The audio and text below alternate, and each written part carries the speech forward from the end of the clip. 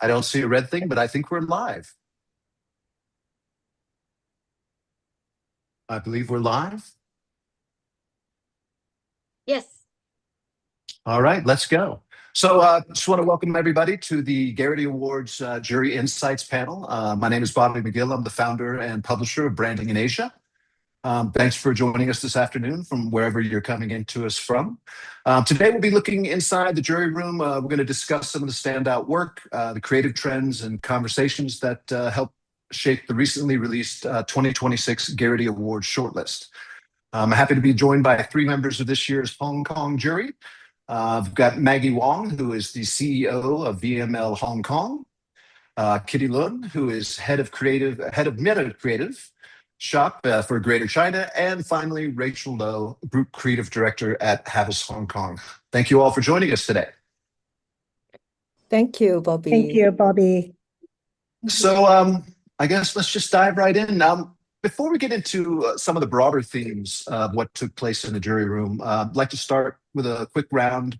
Was there one piece of work from this year's judging that particularly stayed with you, that stood out to you in particular? Let's start with Maggie. We'll go clockwise. Sure. Okay, no problem. Thank you, Bobby. My personal favorite is definitely the BMW's moving landscapes. I just found it in an era dominated by AI and new tech. The campaign goes back to all the basics, human emotion and craft. So I find it incredibly bold to run a car ad without showing the car. And also, I think the motion blurred photos taken from the road really capture the exact feeling of being behind the wheel. So I totally feel the joy of driving. So I find it very sensual, and also, actually, I find it very romantic as well. I thought it was very interesting, too, to see a camera inside the vehicle, inside the product, rather than outside looking at the product. I thought it was a very interesting approach as well. Kitty, anything that stood out to you? The piece that stood out for me was Amazon. Is the Amazon 5-star theater starring Benedict Cumberbatch. Now, I love it not just because of Benedict Cumberbatch, although I'm a fan and great actor, but I think they've got really good insights. The comments, the user comments are sitting there in, plain daylight. But they were able to capture it and think that it is useful and actually use it very well. So I think that's a great insight. And the execution, the writing, the directing, the production, the acting, everything was perfect.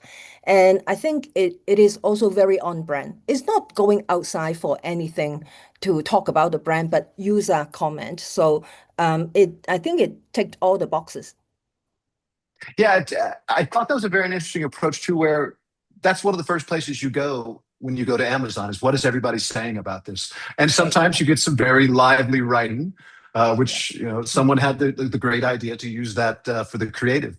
So you got the millions of copywriters out there waiting to be on an ad. How about you, Rachel? Yeah, my favorite is gameplay because it's completely new to me, and it creates the innovative way for the gamers to use the game stuff, like the items they earned, to buy the real things at the store. And because it is also, to me, it's like a new type of currency. Imagine we can trade a sword from a game for a real washing machine. And nowadays, because many people think that gaming is a bad thing, especially for the parents. I have a daughter, and to be frank, I don't encourage her to play games. But I can't deny that nowadays, being a gamer can be a job, and it may be a professional later on. Yeah. Well, there was a study that came out, last week or the week before. The average gaming age in America, I believe, is 37 now.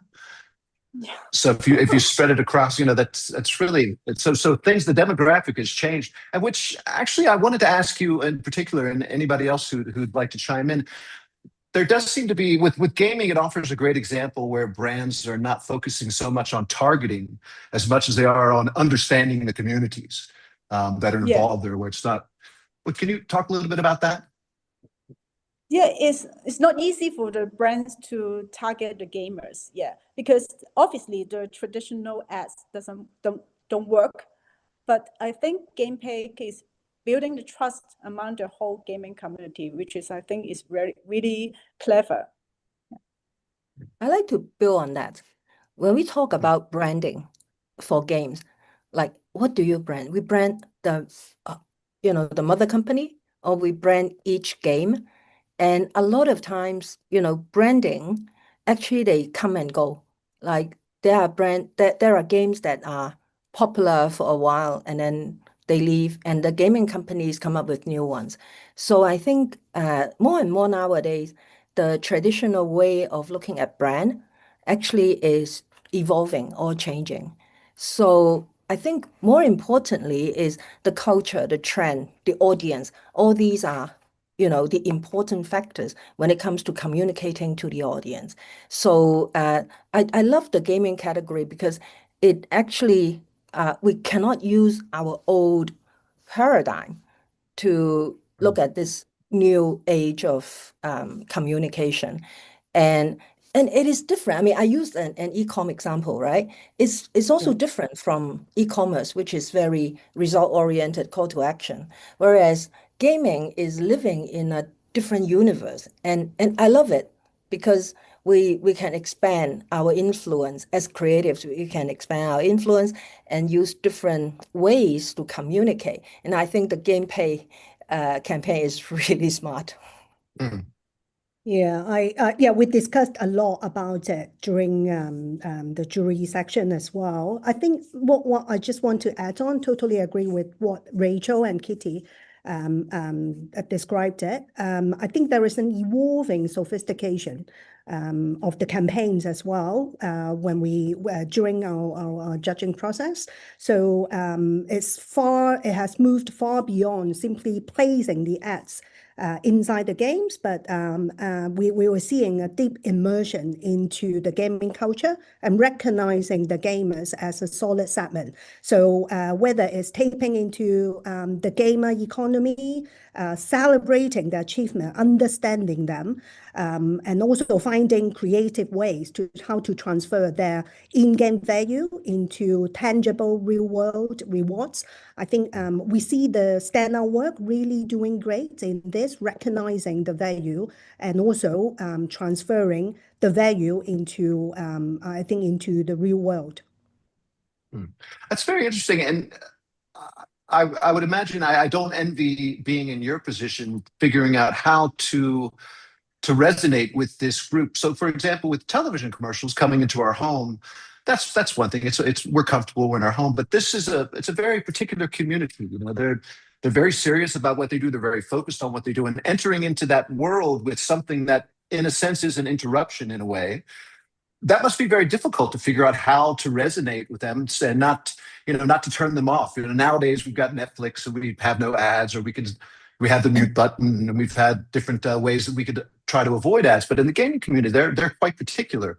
That must be quite a challenge to figure out ways to reach them effectively. But isn't it more challenging though? I think Maggie and Rachel will agree with me that we had a big discussion on another campaign that targeted to gamers. Bobby, you're absolutely right. Gamers don't want to be interrupted. And that thought actually was the basis of that particular campaign. Famous fast food chain and famous for their French fries. I'm not going to name the name now. It's probably good. And in order to understand, I mean, they understood the gamers' mentality. They just don't want to get interrupted, even if when they are hungry, even when they are peckish, and their hands are not free. So that's the idea is not a traditional commercial. The idea is not like anything that interrupt them and like disrupt and get their intention. It's basically a 3D printed holder of their French fries so that they don't have to use their hands. That is so on, the community mentality. And, it was a really good one. I don't think it went on anyone's top favorite list, but it certainly won the heart of the jury about, being able to discover an insight that, apart from this community, no one understands. But this is so unique and this is so, entrenched in culture. Yeah. The other interesting example is the army recruitment. So they're recruiting basically the gamers. So they are building a game to attract them. So I think that's incredibly clever as well. So using that as a tool to screen the candidate and then attract the best to join them. Oh, I guess if you're looking for sharpshooters, people who are playing shooting games might be a good target. No, they were looking for hackers who can track down the hackers. Okay. Now, what else? Where else do you find them, right? And how do we evaluate their skills? So, just give them a challenge, on a game. That makes sense. Yeah. So, were there any common threads amongst the campaigns that kind of rose to the top that you noticed? I know we had humor. We had a discussion. We were emailing each other and talking a little bit about what was going on in the jury room. Humor is a very big thing I'd like to talk about also. But were there other common threads that you noticed running throughout the campaigns that you viewed?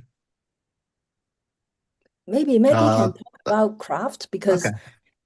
Maggie loved the BMW campaign. We spent a lot of time talking about the craft nowadays. Yeah, I agree. I think it's the craft, and also the craft down to the details. It's more than just the idea or the script itself or the execution part, but it's all down to the details, including how it's launched, how it's executed, and also the little surprises in the campaign. The little details is really it really requires meticulous planning, and I think a lot of effort in executing the campaign itself. And the great human insights, like Kitty mentioned, the Amazon 5-star campaign, it really leverages the Amazon's extensive review system, and it stays true to the human insights that people will search for the review when making purchase decision. And humor. Go ahead. Yeah, sorry. Like I want to echo on both these terms. I mean, old timers like us, I think we miss the craft that creatives pay attention to, and some of the crafts is really good, but we also worry about the industry that because of this like move fast culture, that craft is probably the most overlooked area for a lot of creatives. Not wrong, because we have to push things out, but we shouldn't forget about, that very important aspect of every piece of communication, that if you want to win the heart of your users, you have to be good. I mean, the words, the pictures, the video, the attention to detail. And Rachel talked about, the acting and the insights. All these are so important. So how to strike the balance is something that we all talked about. I don't think we had a solution coming from the jury panel, but that is a topic that is, on top of mind for, all of us. This may be a bit profound, but when it comes to humor, I'll show my love of sci-fi. The Star Trek Next Generation. The android could never figure out humor. And I always thought, when I was a young man watching this, I think a lot of humans are unable to figure out humor. Whereas humor is such a big thread that runs through a lot of the campaigns that we're seeing these days. Why is it still hard for brands to get that right? I mean, is that one of the big challenges from a creative standpoint? Finding humor that's going, and then you have, in a market as diverse as say the Asia Pacific, for example, finding humor that's going to resonate with certain audiences. So maybe you could talk a little bit about that and the effort by brands to try to be funny, because funny seems to work. Yeah. Maybe Funny Katie, other would Too you, many, yeah, sorry. There are too oh, many funny videos and pictures on the internet. They are unfiltered and really wild and crazy. It's really hard for brands to compete with those contents because we still have we have to concern about the brand image and the brand guideline. We cannot be too naughty, which is very dangerous. The clients may fear that they will create a PR crisis, especially on social media. Yeah. So We a have lot to of strike a times it's on us, right? Like, oh, it's too dangerous. This is too sensitive. This is too tricky. But I think when humor is done well, that is the best tool. Like you can really win the heart of your users. And, okay, there are a lot of restrictions from client, etc. I think also the limitation is on the creatives themselves. Like we saw quite a lot of campaigns that want to be humorous, but they are forced, they are contrived, they are slapstick, and they come out and say, "Hey, I want to make you laugh," but frankly, is not funny. yeah, So it's not very it's subtle. yeah, it's very challenging. And then when someone does it well, you know it's jackpot. And I think there is like I don't think there is any school that teaches you how to write humor. It can teach you when how to distinguish, what is good, what is not. And I think that is probably um, this is not now. It has always been, in the past and from the very beginning, how to make people laugh and genuinely feel that. I think that's talent and that is an important side of being a creative. I think if the outcome is if you want to make people laugh but people don't laugh, then don't do it. Like don't force. Yeah, I think it goes back to craft again. So hitting that just right note takes immense craft. So, and it's also humor itself. I think a lot of it is rooted in culture. So it makes it even harder to transcend cultures and borders. I think we had a case that we discussed because one of the cases is deeply rooted in American sitcom culture and language. So we also had kind of debate whether it's well understood in an international award or whether we should judge it based on similar local context. So I think, yeah, I think I agree with Kitty. So getting it right it's like jackpot. Yeah, I guess we can't all be Thai. The Thais seem to have the humor gene, the work that they're putting out. I would imagine I started out my career as a tech journalist, and so I was mostly interviewing back in the dot-com days in the San Francisco Bay Area. And then I started covering the creative field, covering advertising and branding about 10 years ago. And it's a very different set of thinking. I mean, and I would imagine straddling the line between the clients and what the creatives want, because the creatives, they have wild, great imaginations. That's where we get all this great work. So do you find that brands are becoming more open to taking these creative risks with humor and other things like that? Well, when you talk about Thai humor, I think that I salute the Thai clients. They know, they understand, they know it works, and that's why we see a lot of humorous campaigns coming out from Thailand. Mm. I think it's more on the creative who can come up with those ideas. I think, I salute the clients for being able to understand and buy that.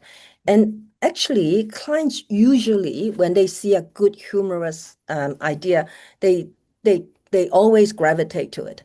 Of course, there are different clients, and there are some who doesn't like it, and there are clients Mm. who doesn't want to take risk. But I don't I think that's an excuse. I don't think uh, it's difficult to pass through client if it is a Mm. good campaign. But Mm. I think clients should not come out and say, "Oh, I want a humorous campaign." No, I think it's the tail wagging the dog. If if the humor that comes out from the campaign that help the business, then that's what you want. But if the humor doesn't help you, then, there's no point. It's doing humor for humor's sake. So I don't think it's the client. The humorous culture, especially in Thailand, has been around for decades and is globally recognized. And sometimes those deadpan humor actually, although we say it's cultural, but the world understands it. You see a lot of can-winning campaigns from way back that were like very, very Thai. So I don't, I don't feel, again, the audience, I don't think they are our excuse because they do understand. If it is really good, they do understand. You're going back to the Amazon campaign again. I thought was interesting with the humor mixed with insights. I mean, it was humor, but it also had really, it was the data was there. It was a very good mix. I could see why that appealed. I'm curious to see how it does in the final judging. So I guess we have to have the obligatory AI question, since that is the talk of the day. So it is the major topic in the industry across it, and I find it interesting. And I was watching a movie last night, and I was thinking, I want more AI in my movies. Not necessarily actors or actresses, but for special effects and things like that. It makes it more real. But in advertising, it seems to in the opposite direction, where people are not quite comfortable with it yet. So I'm curious about, you saw a lot of campaigns over the course of the judging. Was AI that prevalent in the work? Oh, I'm sorry, Maggie. I should probably pick someone to answer the question each time. I haven't done this in 4 years. I'm a single father for the first 2 years, so I'm just getting used to this again. Maggie, please. No problem. So I'm just trying to recall for the categories that I've seen, I didn't actually see a lot of AI focused work. As you might expect, given all the hype. But one of the projects that really stood out to me was called Art Fair, which is a platform that allows artists to license their work to brands through AI. So what made it memorable was how it actually tackled the ethical side of tech head on. So I guess it's answering the anxiety and issues that came with generative AI and the usage of it. Rachel? Yeah, I was also surprised that there's less AI work than I expected. Yeah, maybe because we judge the humor category, and I think AI can't really understand the jokes as well as people can, at least for now. Yeah, because humor is really about shared culture and the human feelings. Yeah, and I like the art fair case very much. Yeah, it helped secure our jobs, and it's all about, we have many clients think that AI is cheap, but I think we have the artists, their work should be well paid for what their effort. Yeah. Okay. And I should clarify. Go ahead, Kitty, please. Okay, let me just quickly finish the thought, and we want to hear what you want to say, Bobby. I think when it comes to AI, I mean, we have to distinguish between generative AI and the usage of AI in terms of, how we can use the intelligence part of it. I think Gen AI is very good. It saves time, it's quick, and it saves money. And I think a lot of times, okay, nowadays, people are using it for that purpose. So you see a lot of very quick Gen AI stuff flooding the internet, and then they come and go very quickly. That's good because without that kind of AI, including like portraying people, generating the scenes and all that, and also substituting computer graphics. So that's good, but it lacks, again, back to craft, it lacks the kind of connection with your audience. I tend to look at AI. I mean, like nowadays you have AI doing short drama, and it's so obvious, and I won't go into that. But nowadays we rely on AI to do analytics for us. So in fact, Rachel, you mentioned the Amazon campaign. The picking up of the comments were done by AI. I mean, like every day Amazon gets so many comments, and it was AI that helped filter through all the comments and come up with the ones that are worth paying attention to. AI was not looking for the humor in the comments. They were actually looking at the utility side, whether it's a good comment, whether it's a valuable comment. And it was the human being who made it funny. So AI can help us to discover the insights.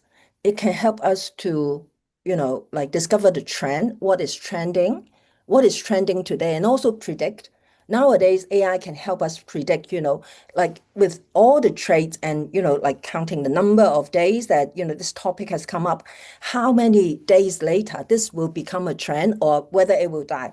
I mean, all these we can already rely on AI to do. And I think it's even more valuable than generating a cute dog image.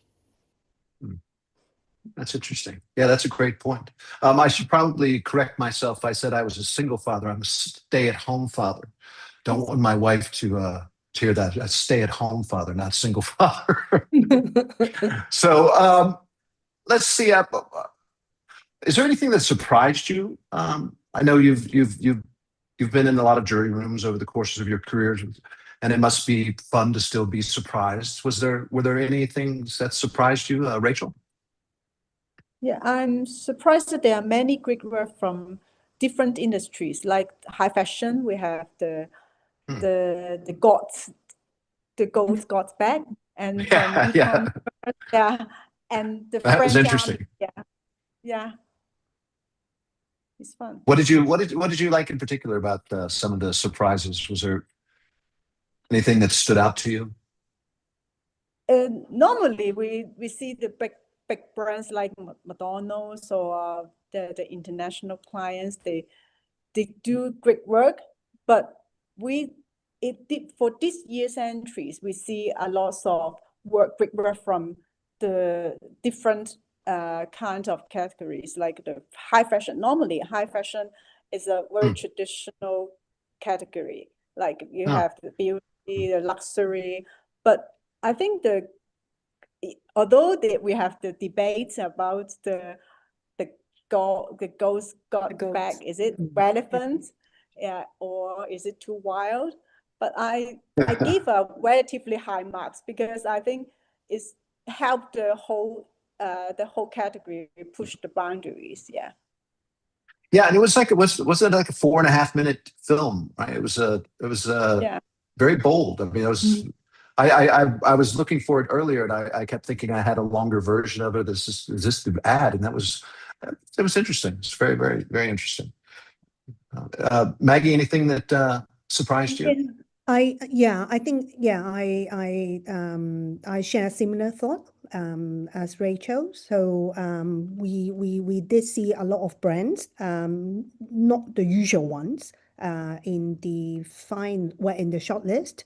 I mentioned earlier, so my biggest surprise is the evolving sophistication of the gaming campaigns.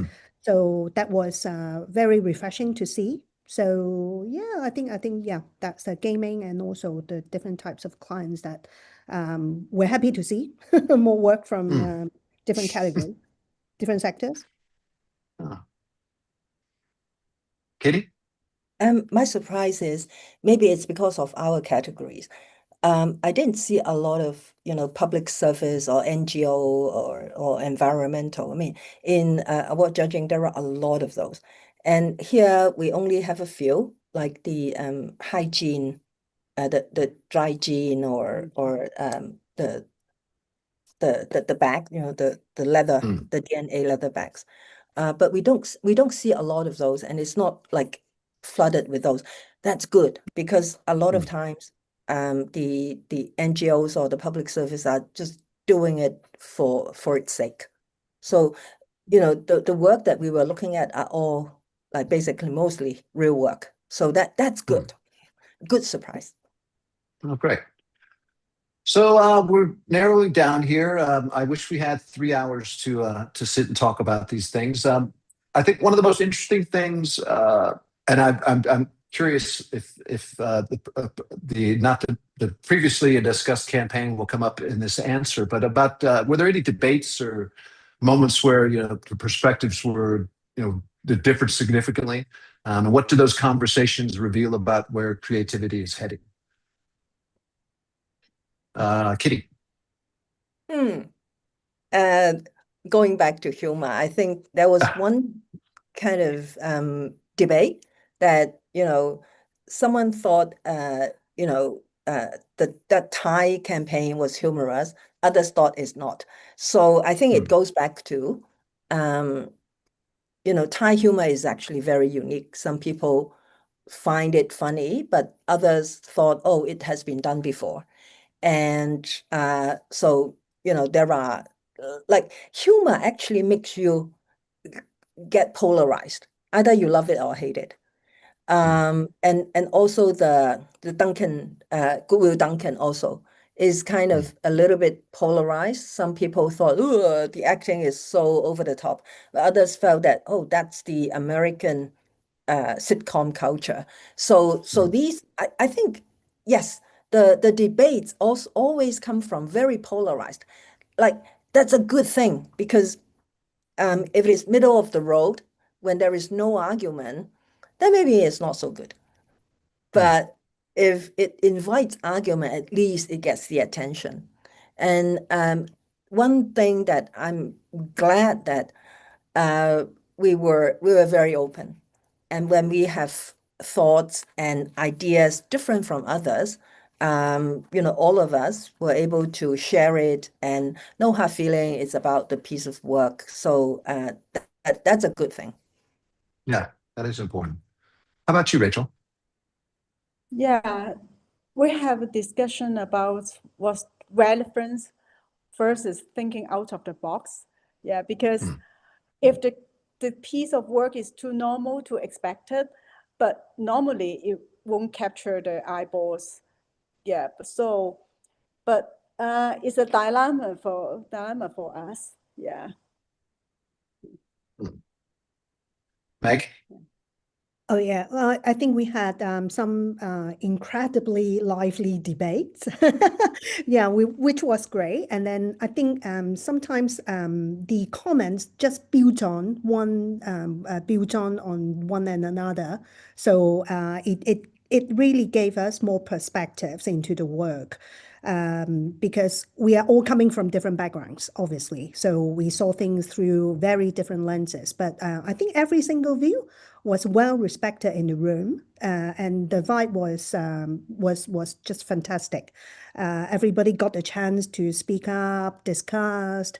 I think to me, it really proved creativity is constantly evolving.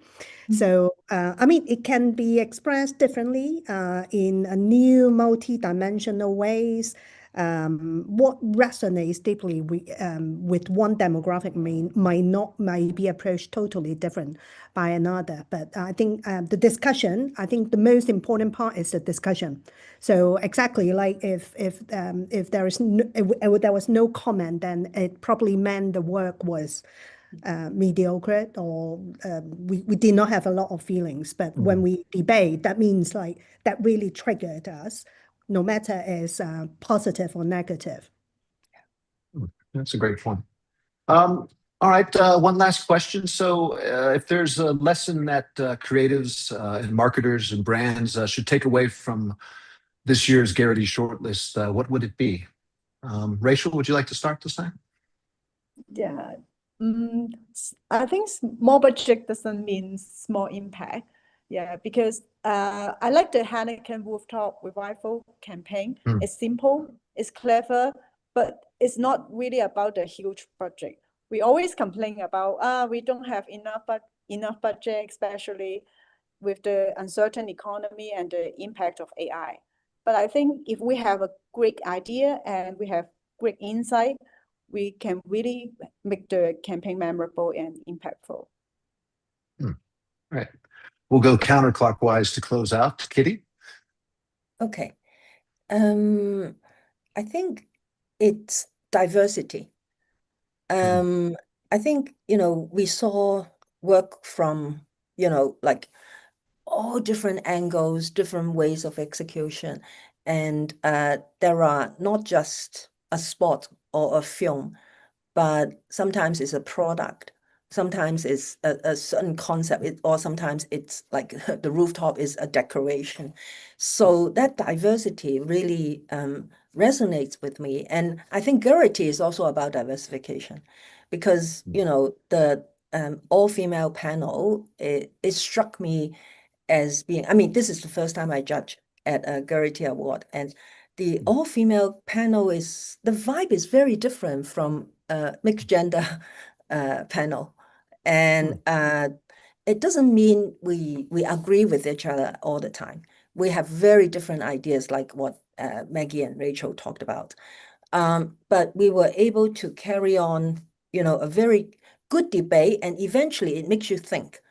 And there were times that, we build on each other's thoughts, and then there are angles and perspectives that, oh, we thought, I haven't thought of that. And that actually helped us move along with, the discussion. And so it's not a standing still episode. It actually keeps evolving. So I think just like our life in advertising or in the creative industry, that it doesn't stand still. So that actually is the most impactful one. I think the good work are the good work. So, but it's the process and the experience that are so unique. Great. Maggie. Yeah, I'm going back to the craft. I think if I really had to As you boil should. it down to one main takeaway, it would be the true craft is found in the details. So it's about how you actually bring the message to life. And I mean, don't forget, we're in a noisy world. People are not just time poor, we're attention poor. So it's those highly crafted, surprising details that really make a campaign truly unforgettable. Great. Well, it's really been a pleasure talking to you, and I feel like I've learned a lot more than I knew going into this, and I really appreciate all of your insight. I haven't done a panel, like I said, in 4 years, and this is a great way to get back into it again. And really, I learned a lot, giving me a lot to think about, and really appreciate you taking the time and sharing these insights because it was very, very interesting. Oh, thank you very much, Bobby, for Thank leading you. and, taking us along the discussion. Brings back a lot Thanks. of judging memory. Oh, good. All right. Well, thanks again for joining us, and we'll look forward to seeing how things play out when the final winners are announced.